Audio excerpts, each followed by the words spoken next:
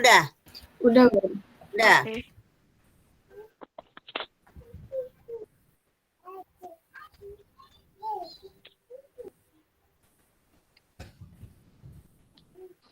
Kita mulai ya, dibuka dulu ya. Assalamualaikum warahmatullahi wabarakatuh.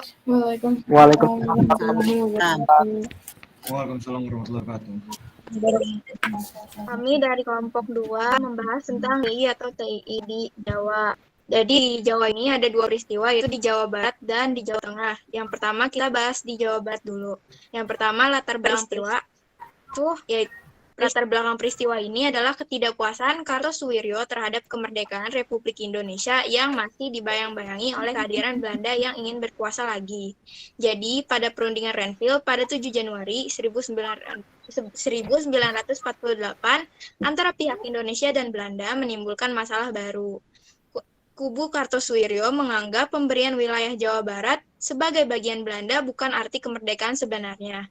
Bahkan kebijakan tersebut membawa Kartosuwiryo mengklaim Jawa Barat bukan bagian Indonesia lagi. Dalam Darul Islam, suatu pemberontakan, C. Vanci Dich menerangkan saat itu Kartosuwiryo bertemu dengan Raden Oni dari Laskar Sabilillah Tasikmalaya.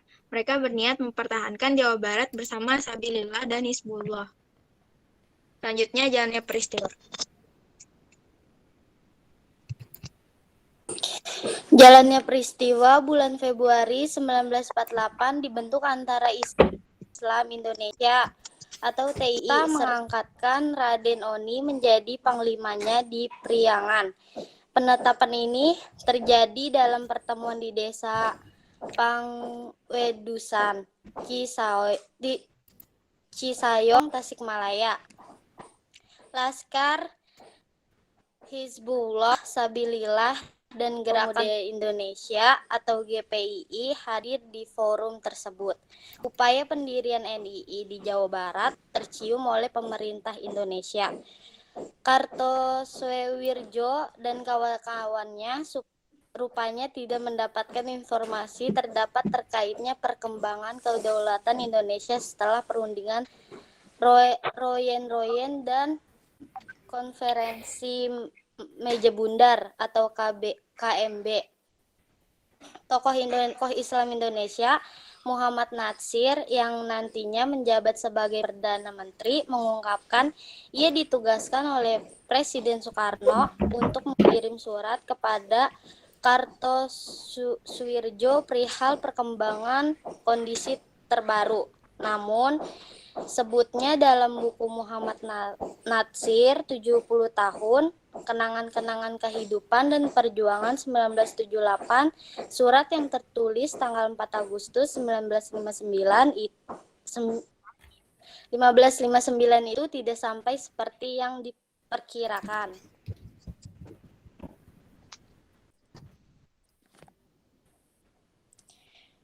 Hasil proklamasi negara Islam Indonesia lantaran tidak tahu perkembangan yang terjadi.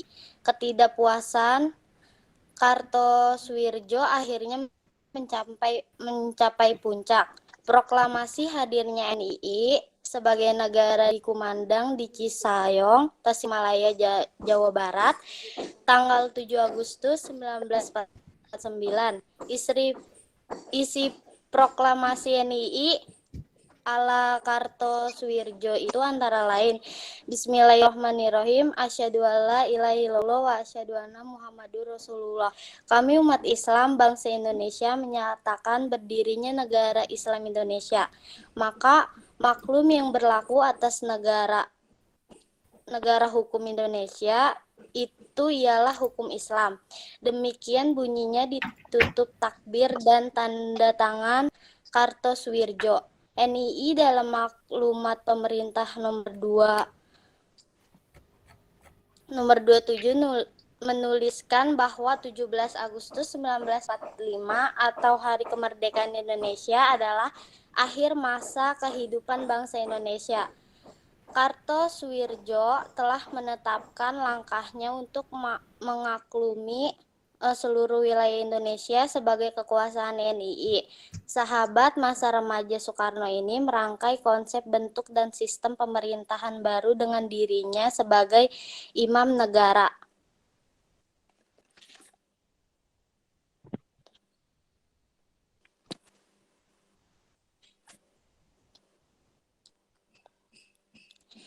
Selain itu, dapat susunan pemerintah NII, ada wakil imam yang diisi oleh Karman. Terdapat juga Menteri Dalam Negeri dan penerangan yang posisinya dijabat Sanusi, Partiwijaya, dan Taha Arsyad. Terakhir, ada beberapa posisi menteri lagi seperti Menteri Keuangan, Udin Kartosasmita, Menteri Pertahanan, Raden Oni. Kok dia gitu sih? Dan Menteri Kehakiman, Ghazali Tusi. NII bertahan belasan tahun dengan cara gerilya di hutan-hutan di tanah Sunda untuk mempertahankan diri dari kejaran militer Republik Indonesia. Namun, gerakan NII ternyata juga meresahkan masyarakat. Dikutip dari tulisan Irfan Teguh berjudul Digorok Gerombolan, kesaksian kekejaman DI atau TII di Bandung, diungkapkan kesaksian warga bernama Emeh. Emeh ingat betul bagaimana ia dan warga lainnya hampir setiap hari harus menyediakan nasi untuk orang-orang DI atau TII dan sering diperlakukan kasar oleh anak-anak buah Kertosuwirjo itu.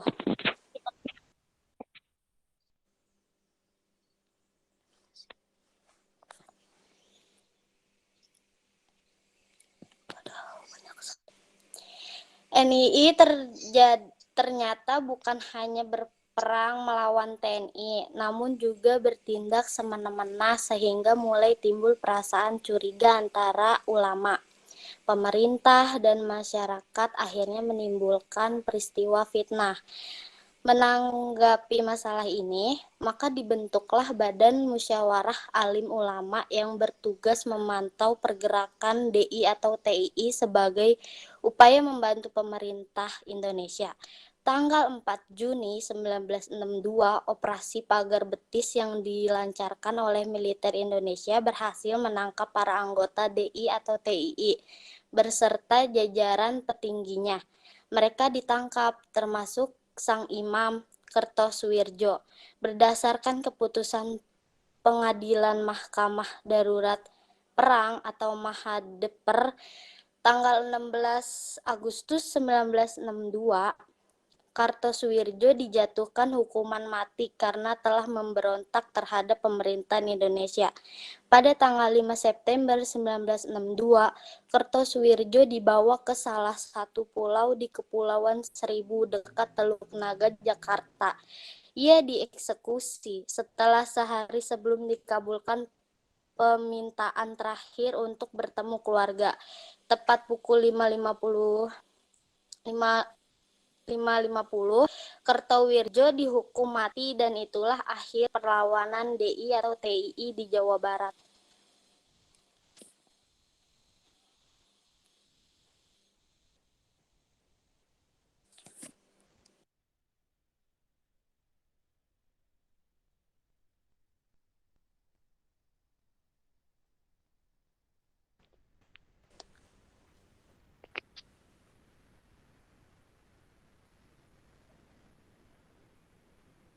Oke, dampaknya rumah banyak yang terbakar, rusak dan terbongkarnya jalur rel kereta api. Pemberontakan bersenjata yang berlangsung selama 13 tahun itu menghalangi pertumbuhan ekonomi masyarakat. Ribuan ibu-ibu menjadi janda dan ribuan anak-anak menjadi yatim piatu. Dalam hal ini diperkirakan ada sekitar 13.000 rakyat Sunda, anggota organisasi keamanan desa OKD, serta tentara gugur.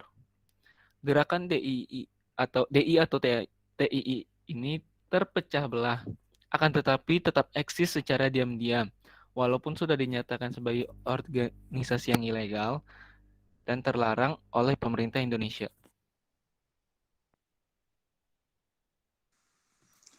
Proses penyelesaian. Dibentuklah Badan Musyawarah Alim Ulama yang bertugas memantau pergerakan DI-TII sebagai upaya membantu pemerintah Indonesia. Tanggal 4 Juni 1962, pada awal pemerintah RI berupaya menyelesaikan pemberontakan dengan cara damai dengan membentuk komite yang dipimpin oleh Muhammad Natsir. Namun gagal, maka ditempuh operasi militer yang dinamakan Operasi Bratayuda. Operasi Pagar Betis yang diincarkan oleh militer Indonesia berhasil menangkap anggota DI-TII berserta jajaran petingginya. Pemberontakan ini pada awalnya sulit untuk dipadamkan karena beberapa faktor, yaitu adanya semangat jihad wilayah yang mendukung untuk bergerilya. Fokus tentara Indonesia terpecah untuk menghadapi Belanda. Sebagian rakyat bersimpati terhadap perjuangan Kartosoewirjo. Namun pada akhirnya mereka ditangkap, termasuk sang imam Kartosoewirjo. Berdasarkan keputusan Pengadilan Mahkamah Darurat Perang tanggal 16 Agustus 1962, Kartosoewirjo dijatuhi hukuman mati karena telah memberontak terhadap pemerintah Indonesia. Kemudian ada DI-TII Jawa Tengah. Latar belakang peristiwanya ini yaitu menurut ide anak agung dalam Renville, pada 17 Januari 1948 dilakukan penandatanganan terkait perjanjian Renville di sebuah kapal bernama USS Renville. Dinas Sejarah Militer Kodam 7 di Ponorogo dalam sejarah Rumpun di Ponorogo dan pengabdiannya menerangkan, salah satu isi Renville ternyata memaksa kekuatan militer pihak RI yang masih ada di wilayah pendudukan Belanda dipindahkan ke daerah yang ditetapkan sebagai wilayah Indonesia. Dengan cepat, pada akhir Januari, para TNI yang masih berada di wilayah pendudukan Belanda ditarik mundur atas perintah Muhammad Hatta. Berdasarkan catatan Eko Loren dalam gerakan DI-TII di Jawa Tengah, pemberontakan ex-Batalion 426 dan pengaruhnya terhadap kehidupan masyarakat di Klaten tahun 1950 sampai 1952. TNI ketika itu pergi ke Banjarnegara, sedangkan pasukan Hizbullah pindah ke Wonosobo. Akan tetapi terdapat juga beberapa kubu yang merasa tidak setuju dengan perjanjian Renville. Hal ini mengakibatkan munculnya percikan-percikan aksi di beberapa daerah Jawa Tengah, seperti Tegal, Brebes, dan Pemalang. Kemudian ada jalannya peristiwa. Silakan Ardo.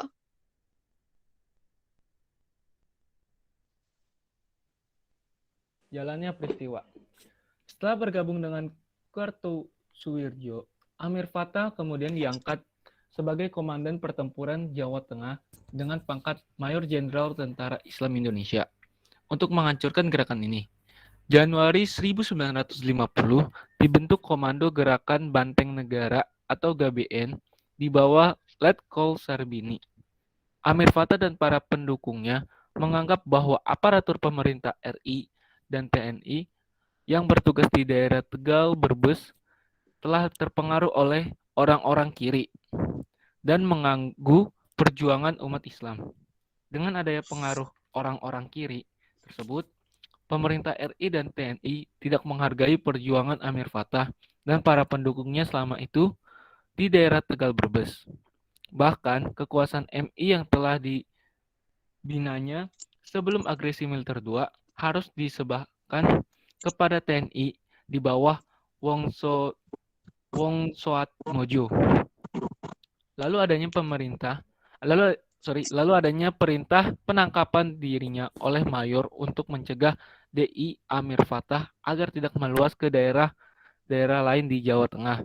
Maka diperlukan perhatian yang khusus.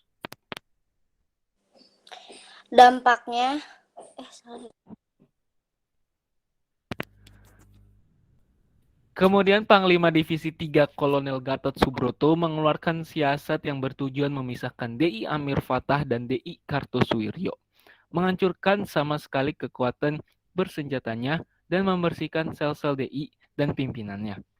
Dengan dasar instruksi siasat itu, maka akan terbentuklah Komando Operasi Gerakan Banteng Nasional atau yang disingkat GABN. Daerah operasi disebut daerah GABN. Pimpinan operasi GABN yang pertama Letkol Sarbini, kemudian digantikan oleh Letkol M. Bahrun, dan yang terakhir digantikan lagi oleh Letkol Ahmad Yani. Dalam kepemimpinan Letkol Ahmad Yani, untuk menumpas di Jawa Tengah dan gerakan ke timur dari DI Kartosuwiryo yang geraknya meningkat dengan melakukan teror terhadap rakyat, maka dibentuk pasukan yang disebut Benteng Riders. Kemudian diadakan perubahan gerakan benteng dari definisif menjadi ofensif. Gerakan menyerang musuh dilanjutkan dengan fase pembersihan. Dengan demikian, tidak memberi kesempatan para musuh untuk menetap dan konsolidasi di suatu tempat. Operasi tersebut telah berhasil membendung dan menghancurkan ekspansi DI ke timur, sehingga rakyat Jawa Tengah terhindar dari bahaya, kekacauan, dan gangguan keamanan dari DI. Dampaknya, selama berlangsung gerakan DI atau TII, masyarakat mengalami berbagai kondisi yang sangat memprihatinkan. Akibat tindakan-tindakan yang dilakukan oleh pasukan DI atau TII, penculikan orang, perampokan, pembunuhan, dan bahkan pembunuhan seakan menjadi suatu yang lumrah atau biasa dan merupakan konsekuensi dalam melakukan perubahan. Hal itu menimbulkan pro dan kontra di kalangan masyarakat, sehingga menimbulkan reaksi penduduk setempat, baik yang mendukung maupun tidak mendukung.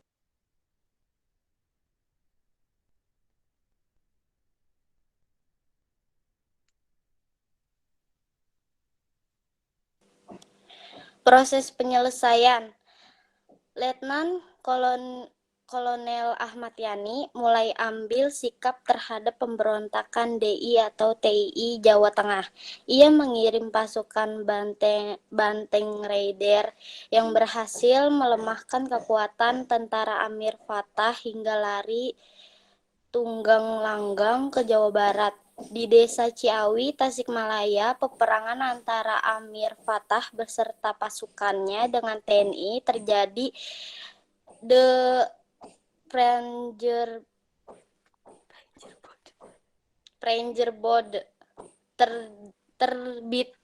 terbitan 23 Desember 1950. Kejadian ini berlangsung pada pertengahan Desember dan ketika itu beberapa pasukan Mujahidin berhasil dikalahkan.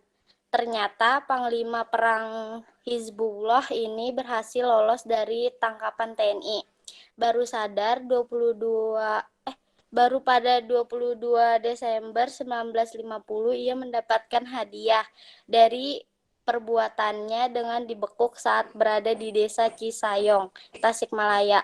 Amir Fattah dipenjara selama 2 tahun, lalu dibebaskan. Ia mendapatkan izin untuk berpergian ke negara lain setelah itu. Pertama, ia pergi ke Amerika dan Eropa hingga akhirnya memutuskan menetap di Korea Selatan. Pelajaran yang didapat. 3 hikmah yang dapat diambil dari DI-TI adalah adanya rasa semangat cinta tanah air yang sangat tinggi. Terbukti dengan para tentara TNI dapat menumpas pemberontakan DI-TI. 2. Buah dari kesabaran yang panjang dari tentara TNI untuk dapat menumpas seluruh kelompok DI-TI karena tersebar di beberapa wilayah tanah air seperti di Jawa Barat, Jawa Tengah, di Sulawesi Selatan, di Kalimantan Selatan, dan di Aceh. 3. Wujud syukur karena Indonesia masih dapat mempertahankan kemerdekaan walaupun banyak gangguan keamanan yang berasal dari dalam negeri